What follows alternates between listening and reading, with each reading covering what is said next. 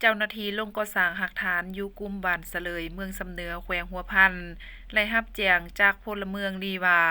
มีกลุ่มคนจำนวนหนึ่งได้เคลื่อนไหวซื้อขายยาเสพติดอยู่ขอบเขตบ้านเสลยเมืองสำเหนือแขวงหัวพันเจ้าหน้าที่ลงก่อสร้างหักฐานจึงไหลสมทบกับกองบัญชาการปกสเมืองสำเหนือภาคส่วนที่เกี่ยวข้อง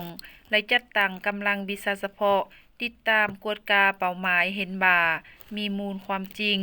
ฮอดเวลาประมาณ9 โมงของวันเดียวกัน เจ้าหน้าที่จึงไล่นำกำลังวิชาเฉพาะเข้ากวดค้นเรือน และไล่กักตัวเจ้าของเรือน จึงรู้ว่าผู้เกี่ยวชื่อท้าวสุวรรณไสอายุ 33 ปี ประชาชนบ้านเสลยเมืองสำเหนือแขวงหัวพันเจ้าหน้าที่ไล่ขอกวดค้นต้นตัวท้าวสุวรรณไสไล่พบเห็นของกลางยาเสพติดประเภทยาบ้าจำนวน35 เม็ดอยู่ในถุงเสือของผู้เกี่ยว และไล่กวดค้นเรือน ผู้เกี่ยวและพบเห็นยาบ้าจำนวน4 ถุงเท่ากับ800 เม็ดอยู่ในห้องนอนของผู้เกี่ยว รวมยาบ้าทั้งหมด835 เม็ดเจ้าหน้าที่จึงไล่กักตัวท้าวสุวรรณไสมาดำเนินการสอบสวน ผู้เกี่ยวไล่สารภาพว่าไล่ซื้อยาบ้านำท้าวไมลาอายุ 34 ปีอยู่บ้านนาลิวเมืองสำเหนือแขวงหัวพัน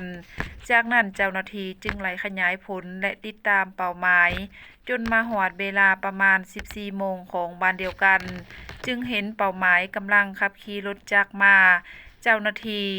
จึงขอกวดค้นตามระเบียบการผ่านการกวดค้นท้าวไมลาและพบเห็นของกลางยาบ้าอยู่ในถุงเสือของผู้เกี่ยวจำนวน6 ถุงเท่ากับ 1,200 เม็ดและท้าวไมลายังให้การต่อเจ้าหน้าที่อีกว่าของกลางยาบ้าจำนวนดังกล่าวแม่นได้รับนำท้าวส่งวางบ่ฮู้บ้านอยู่ในราคา 900,000 กีบเพื่อนำมาขายต่อให้ท้าวแพนอายุ 34 ปีอยู่บ้านโพนไซเมืองสำเหนือแขวงหัวพันจำนวน1 ถุงในราคา 1,200,000 กีบในเวลาที่กำลังจะเอายาบ้าไปส่งนั้นจึงถูกเจ้าหน้าที่กักตัวก่อน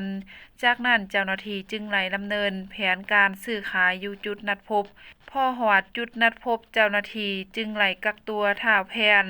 และนำมาดำเนินการสืบสวนสอบสวนผ่านการสอบสวนผู้เกี่ยวไล่สารภาพว่าไล่สั่งซื้อยาบ้านำท้าวไมลาแท้จำนวน200 เม็ดในราคา 1,200,000 กีบหลังนั้นเจ้าหน้าที่ปกสเมืองสำเหนือ